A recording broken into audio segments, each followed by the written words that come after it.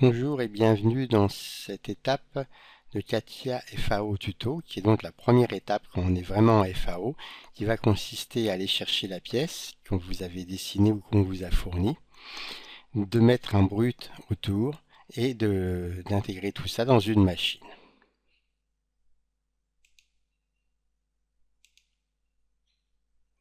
Donc on y va, fichier, ouvrir, on va aller chercher la pièce qu'on a dessinée ou que le client vous a fournie. On retrouve donc ici notre pièce. Donc pour les besoins du tuto, vous verrez qu'ici, voilà, j'ai mis en vert les faces d'isostatis. Ça veut dire que donc dans la machine, ici on aura une cale au fond, une butée là, et le morphix ici. Voilà, donc ça c'est un petit coloriage que j'ai rajouté de façon à ce qu'on puisse facilement se rappeler comment sera la pièce dans les taux sur la machine. Donc ici j'ai ma pièce, il faut donc basculer. Alors bon, tant qu'on y est, ici regardez à droite, vous apercevez que j'ai bien ma pièce, mais si vous avez suivi le tuto Part qui permettait de créer ce volume, en réalité on n'était pas dans cet atelier-là. Il y a deux ateliers qui permettent de créer des pièces volumiques qu'on appelle l'atelier Part, qu'on a utilisé, et l'autre atelier qui est surfacique, qui est celui-ci, qui s'appelle donc Wireframe and Surface Design. Les deux ateliers peuvent se substituer l'un à l'autre, c'est-à-dire que quand on fait une pièce, on peut le faire avec l'atelier Part ou l'atelier surfacique. Démarrer, conception mécanique, et vous voyez, le surfacique il est là-bas, Wireframe and Surface Design, voilà, ici on est ici, et l'autre c'est celui-ci. Je clique. Ouais, rien n'a changé, c'est toujours la même pièce, c'est toujours le même arbre de construction, mais à droite, j'ai bien mes icônes, ceux qui correspondent au Part Design. Voilà, donc à chaque fois dans CATIA, on aura cette possibilité-là. Il y a deux ateliers qui permettent de faire des pièces, deux ateliers principaux, des parts volumiques et du surfacique. De même, en usinage, on a le tournage et le fraisage, et les deux sont interchangeables. Alors pour pouvoir transformer cette pièce-là dans un process, il est important d'avoir une option. Cette option est automatique si vous avez mis les bons cas de setting. Mais sinon, vous avez la possibilité de le mettre vous-même. Outils options.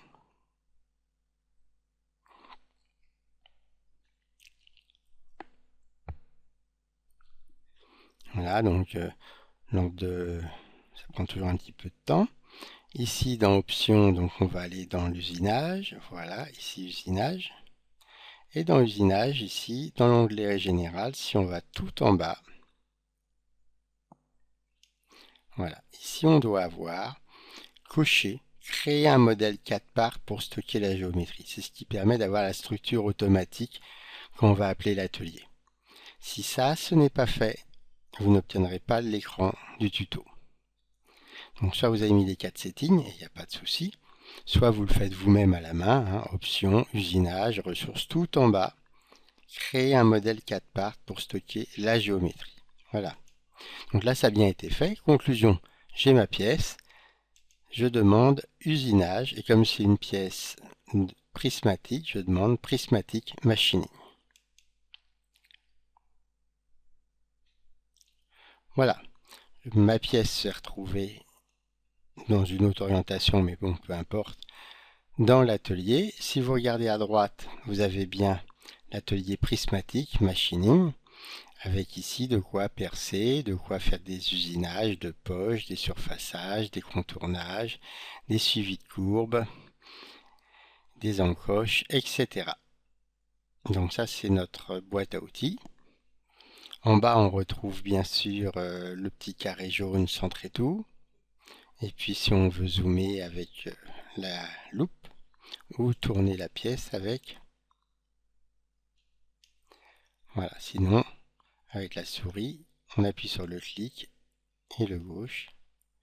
Voilà, c'est important de toujours mettre la pièce comme elle sera dans la machine. Ça vous permet de pouvoir vous repérer plus facilement. Voilà. Voilà.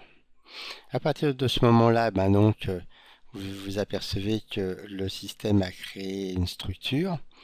Ici, PPR, donc qui est la structure la plus générale qui existe sur CATIA. Et dans ce PPR, on a donc un process list qui est donc votre usinage, qui contient un process, donc l'usinage qui nous concerne, qui lui-même contient une machine, qui lui-même contient un programme de fabrication. Voilà, donc pour CATIA, un programme CN appartient à une machine, qui appartient lui-même à une gamme plus générale, qui appartient à une gamme très générale, qui appartient à un ensemble de process. Dans cet ensemble de process, on a donc la partie usinage, où il y aura aussi la liste des procédés, c'est-à-dire tous les outils qu'on utilise. Et vous voyez ici la product list, donc là un ensemble, hein, product c'est un ensemble de parts. Si vous ouvrez, cet ensemble s'appelle automatiquement NC Setup Prism 01 et là vous reconnaissez le nom de la pièce qu'on avait au départ. Et puis ensuite il met des numéros à lui. Dedans on a quoi? Et ben, la pièce qu'on avait au départ, le Prism 001 qui est ici. Et puis il nous a prévu un NC Géométrie. Un NC Géométrie qui va nous permettre ici, qui est vide hein, pour l'instant, il y a un corps, il y a un plan, tout est prévu, mais c'est une pièce vide qui va nous permettre de dessiner notre brut. Voilà, donc on voit que la CATIA, en ouvrant le process à partir de la pièce, en ayant activé la bonne option, vous avez automatiquement la structure automatique sans toucher à rien. Donc maintenant, qu'est-ce qu'il me reste à faire?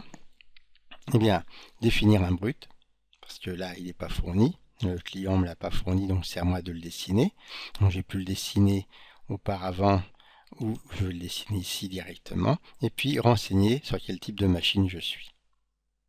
On part pour le brut, je viens ici, je double-clique sur corps principal, et vous voyez que quand je double-clique sur corps principal, automatiquement ici, je me retrouve dans mon atelier qui permet de dessiner des pièces, le fameux atelier part qui nous a permis de dessiner cette pièce-là.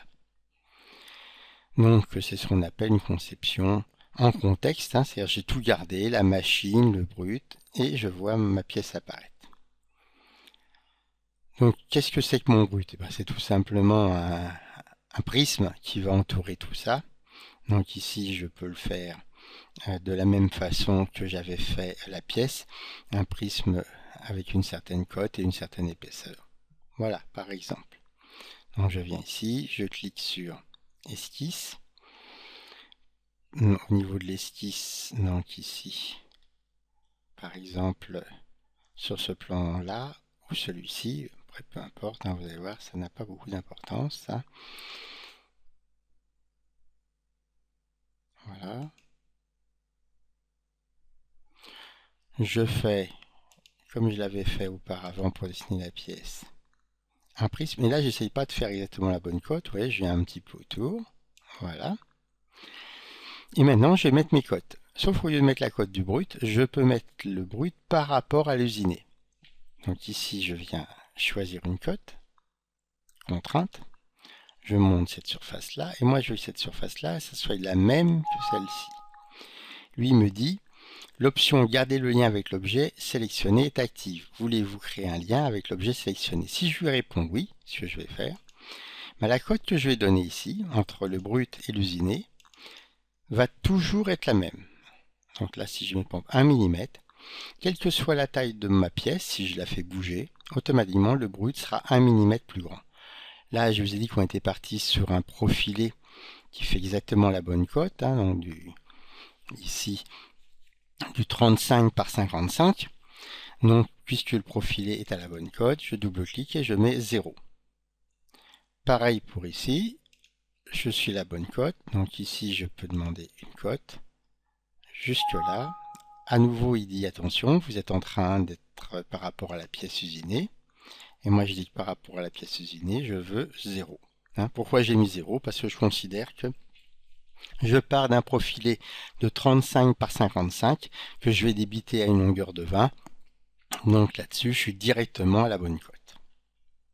Je sors. Voilà, et là je me retrouve avec mon esquisse et par-dessus je vois la pièce. Si je veux cacher la pièce, ici je viens sur prisme, clic droit, cacher. Voilà, je vois plus la pièce, ça c'est des fois plus simple. Et maintenant, extrusion. Quelle longueur pour l'extrusion? On avait vu que c'était un prisme de 20. Donc ici je laisse 20. Si votre pièce était alors profil surface, voilà, il avait perdu mon esquisse dont je viens de lui remontrer et je peux faire OK. Voilà, donc là j'ai considéré que mon brut faisait exactement 35 par 55 comme la pièce finie et qui serait coupé à une épaisseur de 20 comme la pièce finie, que le tour de la pièce ne serait pas réusiné. Je peux réactualiser ici, mise à jour complète. Voilà, j'ai donc mon brut. Je peux faire réapparaître ma pièce. Alors pour que le brut se dissocie un peu de la pièce, ce qu'on a l'habitude de faire, soit on cache le brut, soit on fait clic droit, propriété, et ici dans graphique, on vient mettre de la transparence, le maximum, et puis on vient mettre une couleur blanche. Voilà, appliquer. Vous voyez, comme ça, la pièce est en translucide, donc je vois et le brut et la pièce. Après, l'autre stratégie, ça sera tout simplement de temps en temps de cacher le brut parce qu'il nous gênera pour montrer ce qu'on a envie de montrer. Si vous voyez qu'ici, si je veux montrer le petit épaulement qui est à l'intérieur, je ne peux pas. Ma souris me montre le brut, mais pas l'épaulement qui est à l'intérieur. Alors, tout de suite, un truc où beaucoup de débutants se trompent et puis ça donne beaucoup de panique, c'est quand vous allez cacher le brut ou la pièce, d'ailleurs, quand vous voulez cacher quelque chose, où est-ce que vous le cachez? Première étape, je cache mon brut ici en étant sur le NC Géométrie. Vous voyez, ici le NC Géométrie, c'est grisé. Voilà. Et le brut a bien disparu. Je vais le faire réapparaître. J'aurais pu obtenir la même chose en venant ici sur le NC Géométrie qui est juste en dessous. À nouveau, le brut a disparu et vous voyez ici, ça s'est grisé. Je le fais réapparaître et je peux encore faire la même chose en venant sur corps principal. Cacher. Et il a à nouveau disparu. Donc peu importe où vous faites disparaître votre brut, que ça soit au niveau du corps principal, au niveau du NC Géométrie ou au niveau de l'arborescence supérieure. Ce qu'il faut, c'est vous en souvenir et venir toujours le faire apparaître et disparaître au même endroit. Donc vous voyez, si je viens par exemple ici systématiquement, je le vois parce que c'est grisé. Là c'est le plus facile, comme ça on a les trois plans qui sont cachés et on a la pièce qui est cachée. Voilà, bon là pour l'instant je le fais réapparaître. Donc j'ai ma pièce, j'ai mon brut. Qu'est-ce qu'il me reste à faire? Voir la machine. Donc je double-clique en haut. Vous voyez qu'ici le menu de droite s'est remis en usinage et je double-clique à nouveau sur ce petit icône qui symbolise la machine. Voilà. Donc là on est dans le côté machine. Vous voyez, et on retrouve ici le dessin de la machine comme il était là. Le dessin du trièdre, comme il était ici aussi. Je vais les mettre bien côte à côte. Voilà, vous voyez. Si je prends la machine plus le trièdre, ça me donne bien le petit icône sur lequel j'ai cliqué. Ensuite, ici, on a le NC Setup. On n'a pas à toucher. C'est celui qui est ici, qui est pris. Donc, qu'est-ce qu'on va dire? On va renseigner la machine. Bon, a priori, comme on lui a dit que c'est du prismatique, il a déjà fait des choses toute seule. On va lui définir où on veut notre repère d'axe, parce qu'il l'a mis où il voulait. Et puis ici, sur ces deux lignes-là, on va déclarer quel est le corps usiné et quel est le corps brut, de façon à ce que dans le mode vidéo, je puisse clairement voir ce qui se passe. Sinon, la vidéo ne fonctionnera pas. Il n'est pas obligatoire d'ailleurs de faire de la vidéo pour faire de la FAO. Donc je commence par ici. Je double-clique, je clique dessus. Voilà.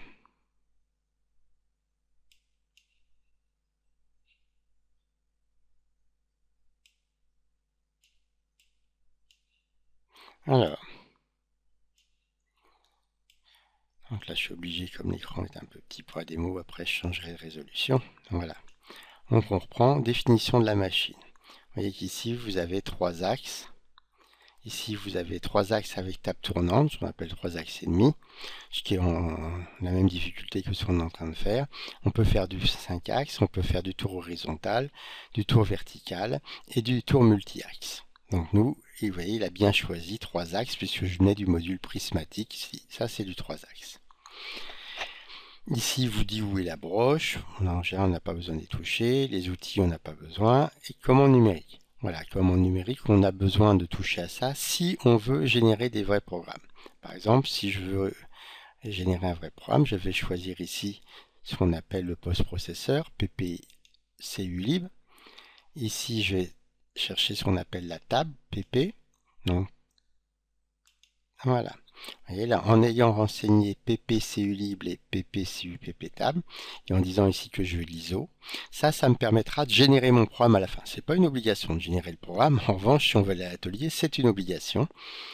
Et ce ppcu lib et ppcu pptable, ça, cet ensemble-là, c'est quelque chose qui doit être acheté pour chaque machine auprès de Dassault Systèmes ou de gens qui le développent. Il faut compter à peu près 1000 € par postprocesseur. 1000 € étant bien sûr le prix public industriel. Si vous êtes enseignant universitaire, les prix ne sont pas les mêmes, heureusement. Voilà, donc au niveau de la machine, à la limite, hormis la commande numérique, si vous allez à l'atelier, mais vous voyez, il avait déjà fait le bon choix. L'origine, alors là c'est autre chose. Bon, là il vous a mis l'origine peut-être au bon endroit, mais c'est le hasard. Il va mettre l'origine à l'origine du bureau d'études, et le bureau d'études n'a pas forcément utilisé le même système d'axe que vous sur votre machine. Donc c'est important de pouvoir le refaire. On clique dessus. Voilà, et là on voit qu'on a un petit point rouge. Le point rouge, ça va être l'origine. Et puis on a des plans et on a des axes. Alors déjà, si on voit tout de suite que l'axe Z et l'axe X se sont donnés, mais pas l'axe Y. C'est-à-dire que vous ne pouvez jamais montrer à Katia Y. Vous montrez Z, vous montrez X, et automatiquement il en déduit Y, puisque c'est ce qu'on appelle un repère orthonormé direct. C'est-à-dire que les 3 axes sont perpendiculaires entre eux. Supposons par exemple que je veuille mettre mon origine dans un premier temps ici en haut. Je prends le petit point rouge, je clique et je viens montrer le petit point. Voilà. Supposons que je dise que Z c'est l'axe horizontal. Alors bien sûr c'est faux. Je montre ici l'axe horizontal. Je valide. Alors vous voyez d'ailleurs qu'au niveau de la direction, vous avez inversé la direction ici si jamais c'est faux. Et X, supposons par exemple que ça soit dans cette direction. Alors, quand je monte X, que je le montre ici, que je le montre là ou là, c'est une direction que je montre, puisque le point, lui, j'ai déjà donné. Donc, direction X. Voilà. Là, vous voyez que maintenant, pour lui, le point a été donné, Z a été donné, X a été donné. Donc, si je fais OK, pour lui, il est content. Alors, bon, il est content, mais c'est pas du tout sûr que ça soit le bon usinage que je veux en réalité.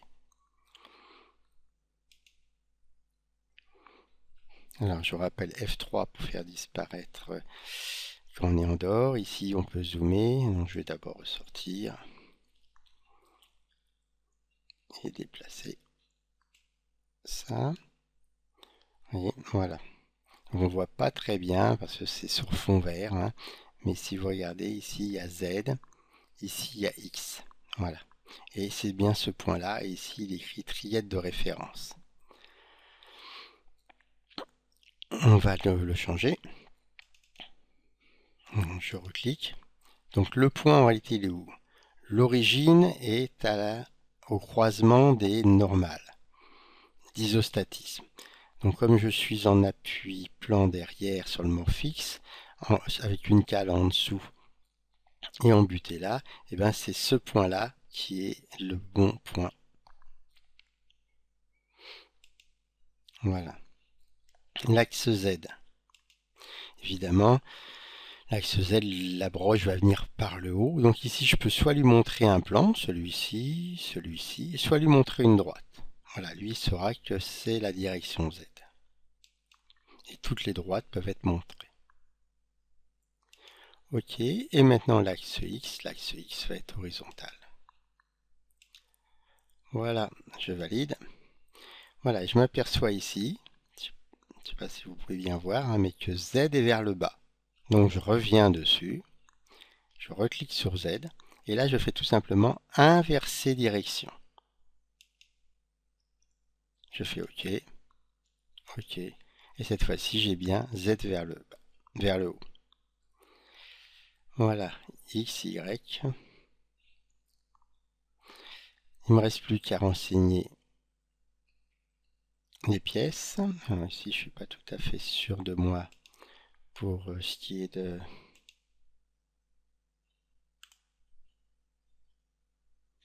Oui, donc Z est bien vers le haut. Par contre, ici, on voit, je ne sais pas si vous voyez à l'écran, mais Y et X sont pas dans la bonne direction. Hein. Donc, je recommence, je remonte X, et X, je veux que ce soit suivant cette direction-là. Je valide, je revalide. Voilà. Donc cette fois-ci, j'ai bien X, Y, Z. Voilà.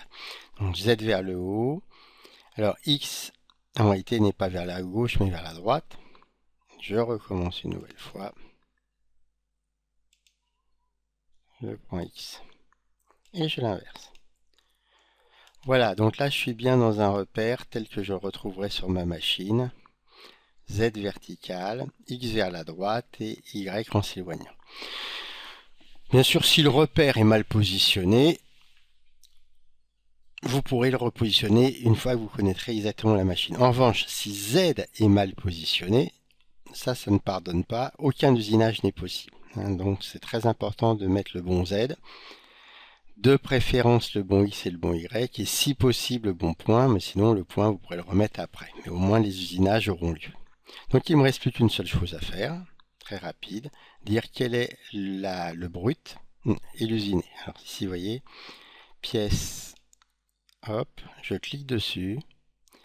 Pièce dessin pour simulation. Simulation c'est vidéo. Et là, vous venez montrer le corps principal usiné. Vous double-cliquez dessus. Ah, il l'a pas pris. Voilà, dès qu'il l'a pris, met son nom ici. Maintenant, le brut pour simulation vidéo. Là encore. Le corps principal. Voilà. Et c'est fini. Je viens de finir ce qu'on appelle la phase préparatoire. Bon, on peut aller plus vite, hein, j'ai beaucoup détaillé. Mais qui vous permet de voir ce qu'il y a à faire à chaque fois qu'on a un usinage à faire. À chaque fois qu'on a un usinage à faire, on est obligé de préparer le brut, si on ne l'a pas fait. On est obligé dans la machine de définir le repère et ensuite de montrer où est le corps principal usiné et le corps principal brut. Voilà. Donc l'étape suivante va commencer l'usinage.